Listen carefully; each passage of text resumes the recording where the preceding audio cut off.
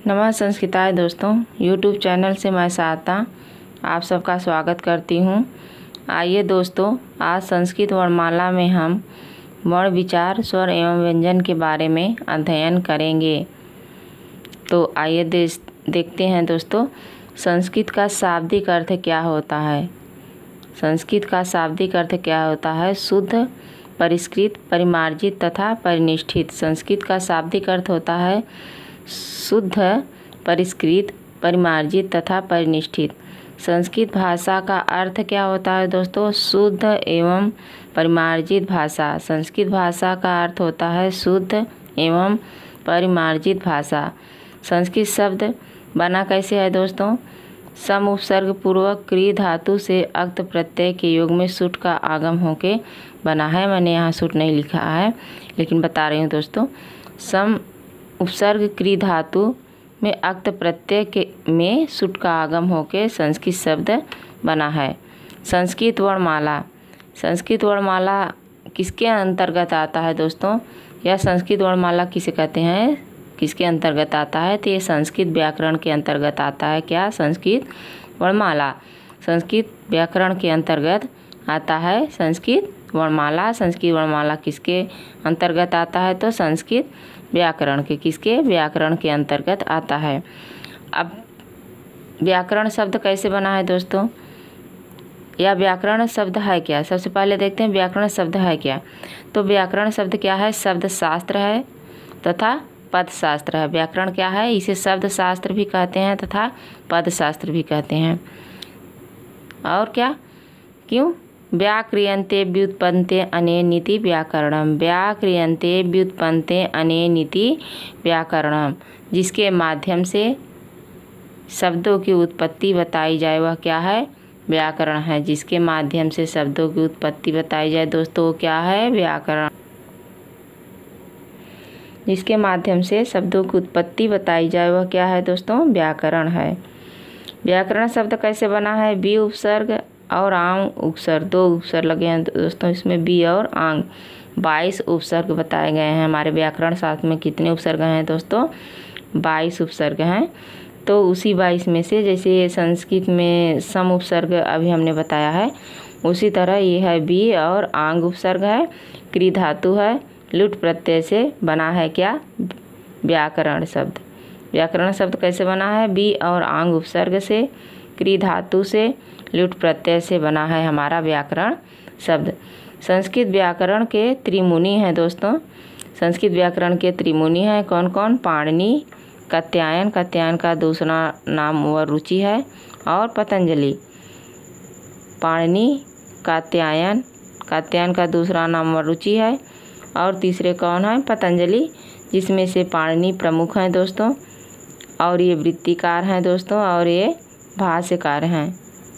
ठीक, पाणिनि, कात्यायन, वररुचि एवं पतंजलि क्या हैं? व्याकरण शास्त्र के त्रिमुनि हैं। व्याकरण शास्त्र का महत्वपूर्ण ग्रंथ है दोस्तों। व्याकरण शास्त्र का महत्वपूर्ण ग्रंथ किसे माना जाता है? अष्टाध्यायी को। अष्टाध्यायी को क्या मानते हैं? व्याकरण शास्त्र का महत्वपूर्ण ग्रंथ। महत्वपूर्ण ग्रंथ कौन है? अष्टाध्यायी है। अष्टाध्यायी को हम क्या कहते हैं? व्याकरण शास्त्र का महत्वपूर्ण ग्रंथ कहते हैं। अष्टाध्यायी के लेखक कौन है दोस्तों? पाणिनि है। पाणिनि कौन है? ये अष्टाध्यायी के लेखक हैं। अष्टाध्यायी क्या है? व्याकरण शास्त्र का प्रमुख ग्रंथ है। अष्टाध्यायी में अध्यायों की संख्या कितनी है दोस्तों? 8 अध्याय हैं। अष्टाध्यायी में अध्यायों की संख्या कितने हैं? 8 अध्याय हैं। प्रत्येक अध्याय में पाद की संख्या कितनी है दोस्तों? तो प्रत्येक अध्याय में 4-4 पाद हैं। प्रत्येक अध्याय में पादों की संख्या कितनी है? तो प्रत्येक अध्याय में 4-4 पाद हैं। 8 अध्याय हैं, तो प्रत्येक अध्याय में 4-4 पाद हैं, यानी एक अध्याय में 4 पाद, फिर दूसरे अध्याय में 4 पाद, तीसरे अध्याय में 4 पाद, फिर चौथे अध्याय में भी 4 पाद, फिर 5वें अध्याय में भी 4 पाद, 6वें अध्याय में भी 4 पाद, 7वें एवं 8वें अध्याय में भी 4-4 पाद हैं, यानी प्रत्येक अध्याय में 4 पाद हैं। अष्टाध्यायी में कुल पादों की संख्या कितनी है दोस्तों? तो ये है 8 अध्याय है, जिसमें 4 पाद है। ये 8 अध्याय है, 4 पाद है, तो 4 पाद 8 चौ 32 पाद, यानी 32 पाद हैं। कितने? 32 पाद। अष्टाध्यायी में कुल पादों की संख्या कितनी है दोस्तों? तो ये है 32 पाद हैं। अष्टाध्यायी में सूत्रों की संख्या कितनी है दोस्तों? तो 3978 अर्थात लगभग 4000 सूत्र हैं। कितने? 3978 अर्थात 4000 सूत्र हैं दोस्तों। तो एग्जैक्ट ये सूत्र हैं दोस्तों, ये तो एग्जैक्ट हैं, लेकिन लगभग 4000 के लमसम सूत्र हैं। पाणिनि को सूत्रकार के रूप में भी जाना जाता है। जैसे क्वेश्चन कहें कि पाणिनि को और किस नाम से जानते हैं, तो पाणिनि को सूत्रकार भी कहा जाता है, या सूत्रकार के रूप में जाना जाता है, या सूत्रकार के नाम से भी जाना जाता है। किसे? पाणिनि को। पाणिनि को और किस नाम से जानते हैं लोगों? दोस्तों, सूत्रकार के नाम से जानते हैं। एक तो उनको अष्टाध्यायी के लेखक हैं, कौन? पाणिनि, तो उनको अष्टाध्यायी के लेखक के रूप में जाने जाते हैं। और दूसरे रूप में अगर बोलें कि उनको दूसरा और अन्य किस नाम में जानते हैं, या किन अन्य किस रूप में जाना जाता है, तो उन्हें सूत्रकार के रूप में जानते हैं। पाणिनि को सूत्रकार भी कहा जाता है, या सूत्रकार के रूप में जाना जाता है। अष्टाध्यायी का प्रथम सूत्र क्या है दोस्तों? तो वृद्धिरादैच। अष्टाध्यायी का वृद्धिरादैच क्या है दोस्तों? प्रथम सूत्र है। और अष्टाध्यायी का अंतिम सूत्र क्या है? अ है।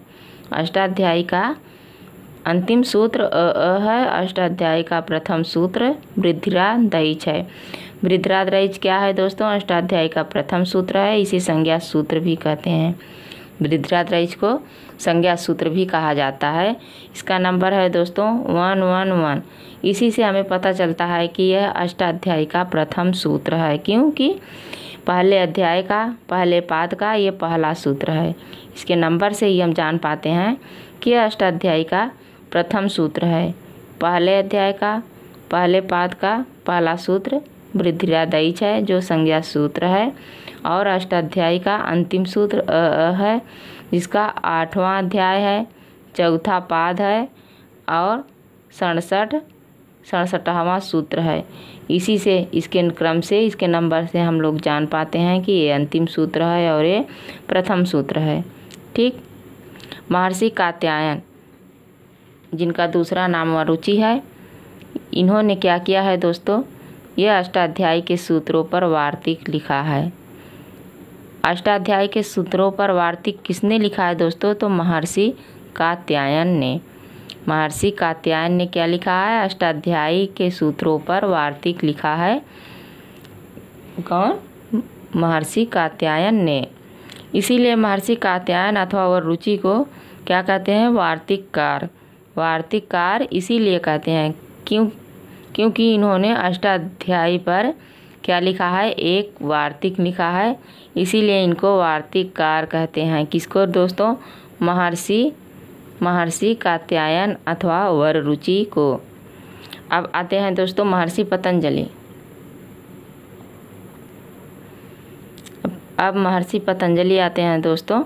तो महर्षि पतंजलि ने क्या किया है? वो भी यही अष्टाध्यायी के 4000 सूत्रों पर एक विस्तृत महाभाष्य लिखा है। क्या किया है? अष्टाध्यायी के 4000 सूत्रों पर विस्तृत महाभाष्य किसने लिखा है दोस्तों? महर्षि पतंजलि ने। महर्षि पतंजलि ने क्या लिखा है? अष्टाध्यायी पर महाभाष्य लिखा है। कितने सूत्रों पर लिखा है? 4000 सूत्रों पर लिखा है। कितने सूत्रों पर लिखा है दोस्तों? 4000 सूत्रों पर लिखा है। क्या लिखा है दोस्तों? महाभाष्य लिखा है। महाभाष्य की रचना किसने की है? महर्षि पतंजलि ने की है। इसीलिए महर्षि पतंजलि को व्याकरण शास्त्र के भाष्यकार के रूप में जाना जाता है। व्याकरण शास्त्र के भाष्यकार के रूप में किसे जाना जाता है दोस्तों? महर्षि पतंजलि को। क्यों? क्योंकि इन्होंने अष्टाध्यायी के 4000 सूत्रों पर एक विस्तृत महाभाष्य लिखा है। क्या लिखा है? एक विस्तृत महाभाष्य लिखा है। किस पे? अष्टाध्यायी के 4000 सूत्रों पर इसीलिए पतंजलि को व्याकरण शास्त्र के भाष्यकार के रूप में जाना जाता है। या भाष्यकार के रूप में किसे जानते हैं दोस्तों? तो महर्षि पतंजलि को क्यों जानते हैं? क्योंकि इन्होंने अष्टाध्यायी के 4000 सूत्रों पर महाभाष्य लिखा है। महर्षि पतंजलि के महाभाष्य में कुल कितने आहिक हैं दोस्तों? आहिक क्या है दोस्तों? जैसे अध्याय, जैसे सर्ग, जैसे अंक, उसी तरह क्या है? आहिक भी है। तो महर्षि पतंजलि के महाभाष्य में कुल 84 आहिक हैं। 84 क्या हैं? आहिक हैं। भट्टोजी दीक्षित कौन है दोस्तों? भट्टोजी दीक्षित ने सूत्रों पर वृत्ति लिखी है। क्या लिखी है? सूत्रों पर वृत्ति लिखी है। कौन? भट्टोजी दीक्षित। इसीलिए इन्हें वृत्तिकार के रूप में जानते हैं। वृत्तिकार के रूप में किसे जानते हैं दोस्तों? भट्टोजी दीक्षित को। क्यों जानते हैं? क्योंकि इन्होंने सूत्रों पर क्या लिखा है? वृत्ति लिखा है। महर्षि भट्टोजी दीक्षित की प्रसिद्ध रचना क्या है दोस्तों? सिद्धांत कौमुदी। सिद्धांत कौमुदी किसकी रचना है? भट्टोजी दीक्षित की। भट्टोजी दीक्षित की रचना कौन है? सिद्धांत कौमुदी।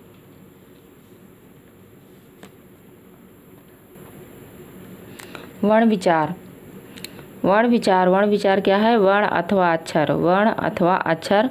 ये वर्ण अथवा अक्षर क्या है दोस्तों? हम मुख से जिन ध्वनियों का उच्चारण करते हैं वह हमारा क्या है? वर्ण अथवा अक्षर है। हम मुख से जो ध्वनियाँ निकालते हैं, जो बोलते हैं, जो भी शब्द हमारे निकलता है वो क्या है? हमारा वर्ण अथवा अक्षर है। जैसे अभी हम आप लोगों को बोल के बता रहे हैं दोस्तों, जो भी बोल रहे हैं, जो भी बताने की कोशिश कर रहे हैं, वो जो ध्वनि निकल रही है वो क्या है? हमारा वर्ण अथवा अक्षर है। वर्ण अथवा अक्षर। हम मुख से जिन ध्वनियों का उच्चारण करते हैं, मुख से जिन ध्वनियों का उच्चारण करते हैं वह क्या है? वर्ण अथवा अक्षर है। इसे क्या कहते हैं दोस्तों? न क्षरति इति अक्षरः। न क्षरति इति अक्षरः। ऐसा अक्षर व्युत्पत्ति लभ्य अर्थ है जिसका क्षरण अथवा विनाश न हो, वह क्या है? अक्षर है। न क्षरति इति अक्षरः। ऐसा अक्षर जिसका विनाश न हो, जिसका क्षरण न हो, वो क्या है दोस्तों? वह अक्षर है या वर्ण है। जैसे अ, ई, उ, क, ख, ग, घ आदि। सामान्य रूप से वर्ण या अक्षर समानार्थी समझे जाते हैं दोस्तों। वर्ण दो प्रकार का होता है, स्वर एवं व्यंजन। स्वर एवं व्यंजन। वर्ण दो प्रकार का होता है। क्या क्या? स्वर एवं व्यंजन। स्वर एवं व्यंजन के बारे में दोस्तों हम अगले वीडियो में आप लोगों से बात करेंगे। और आज के लिए बस इतना ही। धन्यवाद दोस्तों। नमः संस्कृताय।